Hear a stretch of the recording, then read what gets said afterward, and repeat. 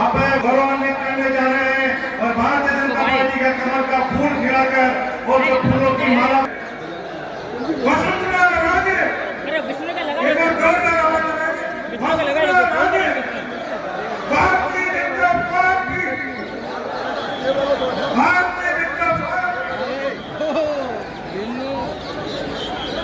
केसरिया में हरा हरा।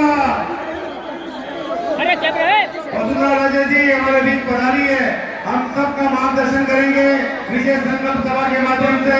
और हमारे पूर्व मुख्यमंत्री साहिबा ने इस मंच को हमेशा भाग्यशाली किया है। हर बार हर चुनाव में आप इस मंच से आपने शंकर सिंह रावत को आशीर्वाद दिया है। भारतीय जनता पार्टी के पक्ष में आपने हर चुनाव में यहाँ से सभा को संबोधित किया है। और बंधुओं, मैं आप सबकी वसुंधरा जी हाथ दिलाकर अभिवादन कर रहे हैं। एक बार दोनों हाथ और मुट्ठी उठाकर बोलो भारत माता की, भारत माता की। और दोनों हाथ उठाकर समर्थन करें भारतीय जनता पार्टी और भारतीय जनता पार्टी। मैडम वसुंधरा जी राजे सिंधिया हमारे बीच पहुंच गई है।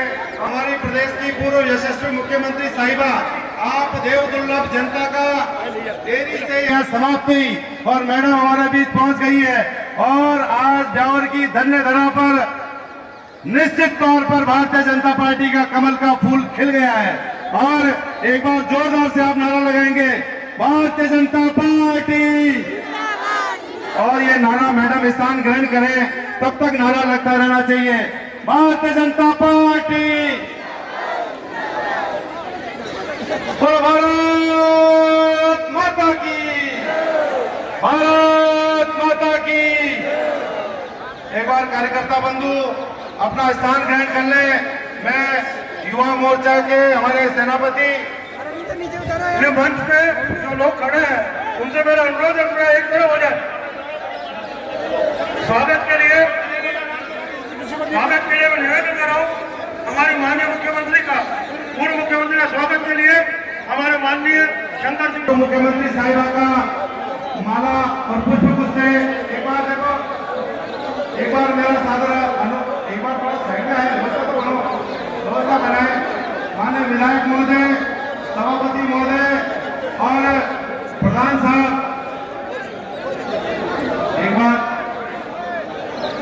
एक बार मेरी बात सुने। मोनू भैया, मंगल सिंह जी, थोड़ा मंच लो। एक बार ये कार्यकर्ता व्यवस्था तो बनाओ। अरे हजरत पीछे हो, भारत माता की। ये व्यवस्था थोड़ी बनाने में कार्यकर्ता बंधु सहयोग प्रदान करें और जो कार्यकर्ता युवा मोर्चा के लिए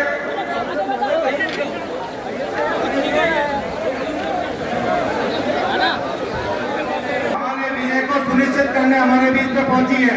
मैं काफी आज बड़ी संख्या में हमारे बीच में भारतीय जनता पार्टी की जीत को हजारों वोटों से सुनिश्चित करने के क्रम में कई गणमान्य लोग भारतीय जनता पार्टी का दामन और भारतीय जनता पार्टी की सदस्यता ग्रहण करने के लिए भी पहुंचे।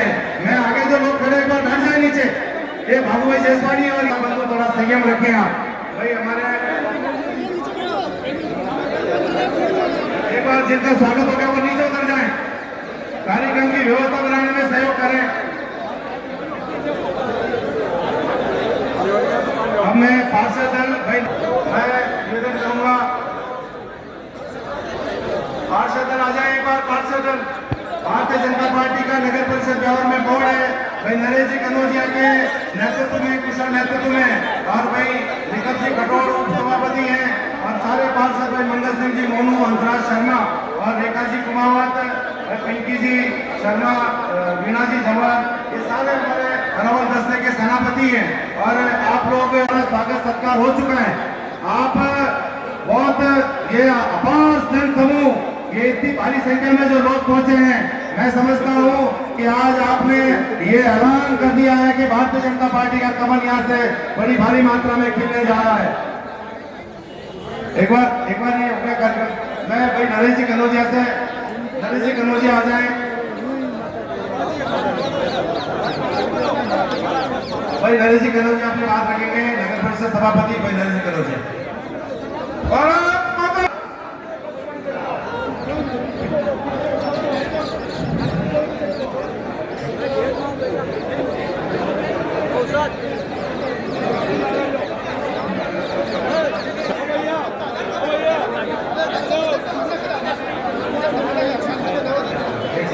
मैं हमारे बीच में काफी सारे लोग भारतीय जनता पार्टी के आज सदस्यता भी लेने वाले हैं। मैं डॉक्टर अरविंद जी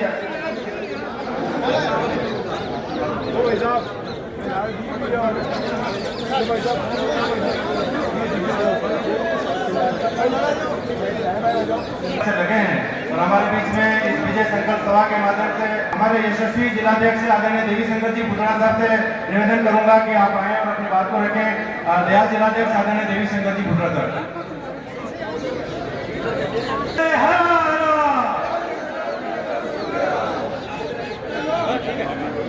आज ब्यावर विधानसभा के हमारे प्रत्याशी सम्माननीय शंकर सिंह रावत के समर्थन में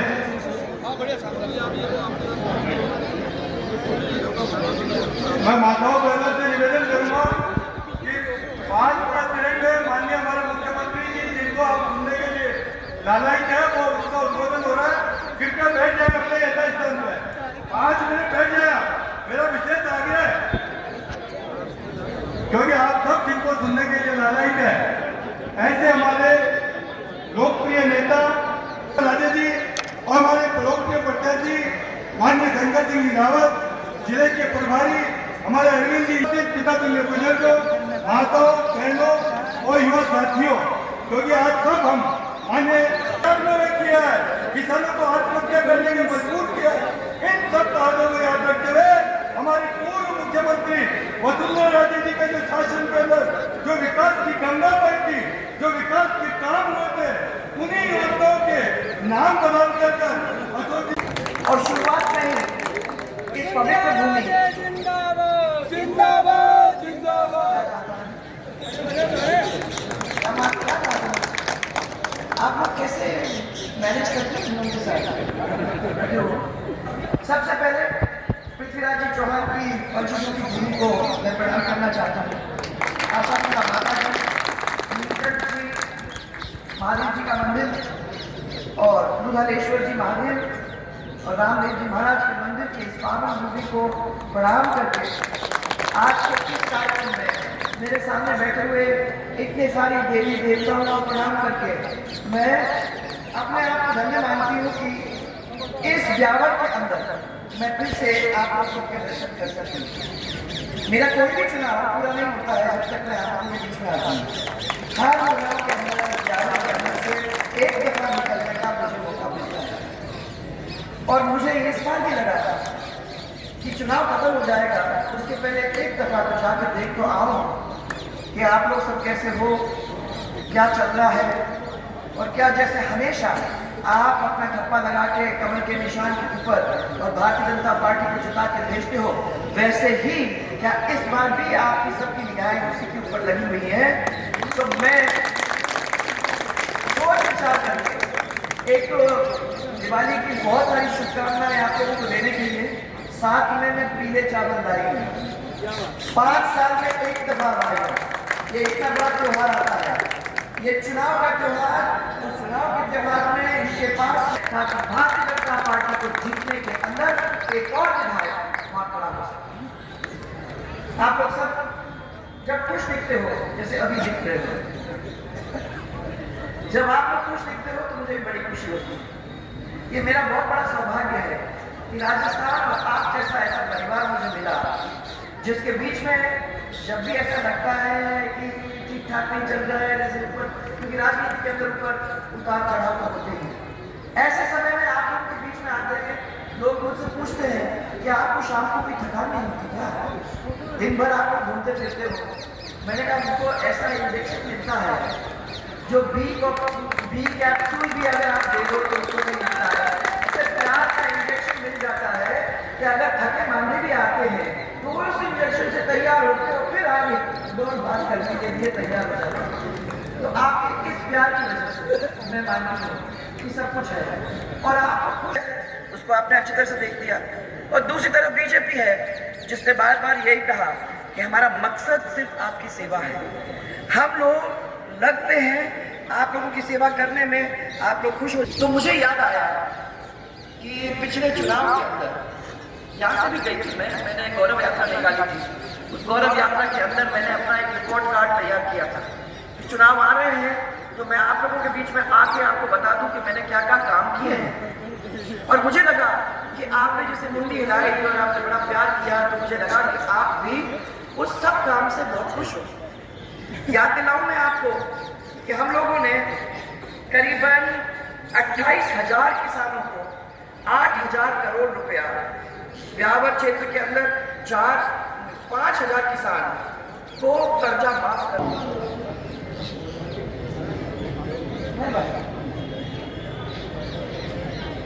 8,000 करोड़ का हम लोगों ने कर्जा माफ किया है। साथ में 5,000 किसान और उनका इस क्षेत्र के अंदर उनका कर्जा माफी करके उनको सबको एक सर्टिफिकेट उनके हाथ में देने का काम किया। सर्टिफिकेट का मतलब इतना ही था कि आप लोग जाओगे और कभी भी आप अपने बैंक में जाओगे तो कोई आपको परेशान नहीं करेगा और आपका कर्जा माफ हो गया होगा, तो फिर आगे भी आपको काम करने की जरूरत नहीं होगी, उसके लिए भी आपको पैसा देने का काम होगा। आपकी बातचीत क्यों कर रहे हैं मंच पर बैठे हुए, आपसे रिक्वेस्ट कर दिया है, इंतजार कर रहे हैं आप रिक्वेस्ट है आप बैठिए, मजाक बना रखिए प्लीज। इलेक्शन के 2 दिन पहले, इलेक्शन खत्म होने जा रहा था, 2 दिन पहले आपके बीच में कांग्रेस के लोग आए और आप लोगों को उन्होंने 1 से 10 तक की गिनती गिनाई और आपको ये वादा कर दिया, कांग्रेसी वादा, आपको ये वादा कर दिया कि चिंता बिल्कुल ही मत करो, हम तो आपके सब कर्जे, पूरे के पूरे जितने भी कर्जे हैं उन सबको माफ करने का काम करेंगे। आप सीधे साधे अच्छे लोग, सब लोग उनकी बातों में आ रहे। आप लोगों ने उनको फिर से जिताने का काम किया। आप लोग 10 दिन के लिए रुके, 6 महीने बाद मैं आपके बीच में आई, मैंने 6 महीने मदद दिया। तो हमको सब लगा कि इनकी सरकार अगर आती है, अगर हम इनको सरकार में बिठाते हैं तो ये भी इतना बड़ा वादा जो वो कर रहे हैं सरकार के नाते वो भी पूरा करके छोड़ देंगे। तो मैंने कहा अब तो 10 दिन हो गए ना। उन्होंने कहा हाँ 10 दिन तो हो गए।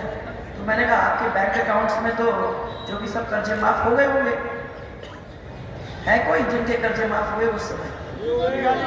हुआ क्या? कर्जे तो माफ नहीं हुए।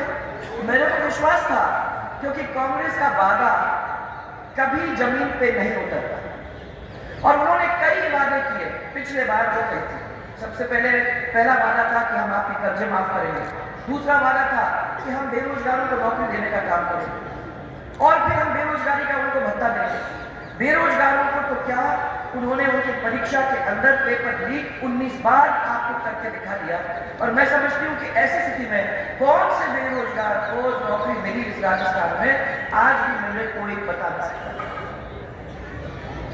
मैं आपको ऊपर कहना चाह रही हूँ कि ये क्षेत्र आपका ऐसा क्षेत्र है जिस क्षेत्र के अंदर बार बार कांग्रेस के लोग निकल के गए हैं, परंतु उन्होंने नहीं किया। उन्होंने ये सोचा कि अगर हम चुनाव के बिल्कुल पहले आपको ये बात कहना बना के आपके व्यवस्था बनाने का काम किया। इन्होंने आके ये कहा कि अरे 30 लाख से क्या होगा, 3 लाख से क्या होगा, हम आपके 5 लाख करते हैं। उसके बाद 10 लाख किए, उसके बाद 25 लाख किए और चुनाव के पहले 50 लाख करके छोड़ दिए। ये उनको लगा कि आपको बहुत अच्छा लगेगा, किंतु मैं आपको बताना चाहती हूँ कि आप में से कोई भी ऐसा नहीं है। 30 करोड़ से NH8 किशनगढ़ ब्यावर अजमेर 6 लेन हुआ कि नहीं हुआ? वो तो हुआ भैया। आप अच्छी तरह से हाथ ऊपर करके मेरे को बताओ कि काम हुआ। 6 करोड़ की लागत से सतपुलिया चौड़ाईकरण का कार्य हुआ और 27 करोड़ की लागत से 12 सड़कों की सुदृढ़ीकरण हुआ। 2 करोड़ की लागत से 16 किसान सेवा केंद्र हुए और सभी ग्राम पंचायतों के ऊपर आपके ग्रामीण गौरव पथ बने कि नहीं बने? और ये माता धन्य आप लोगों की वजह से था, क्योंकि सड़क के ऊपर इतनी कीचड़ वगैरह हुआ करता था। मैंने ये सोचा कि अगर वहाँ हम लोग एक अच्छी सड़क बना देते हैं तो महिलाओं को अपने पैर गंदे करने की जरूरत नहीं होगी। इसे सोच करके आपको ये ग्रामीण गौरव पथ बनाने का काम किया और उसी जगह पे बच्चों का सोचते हुए हम लोगों ने हरेक ग्राम पंचायत हेडक्वार्टर के ऊपर 0 से लेकर 12 तक का स्कूल बनाने का काम किया। और इसलिए किया क्योंकि शिक्षा की स्थिति इतनी बदतर थी राजस्थान में, 26 से पायदान की थी। हम लोगों ने कोशिश की और 5 साल के अंदर दूसरे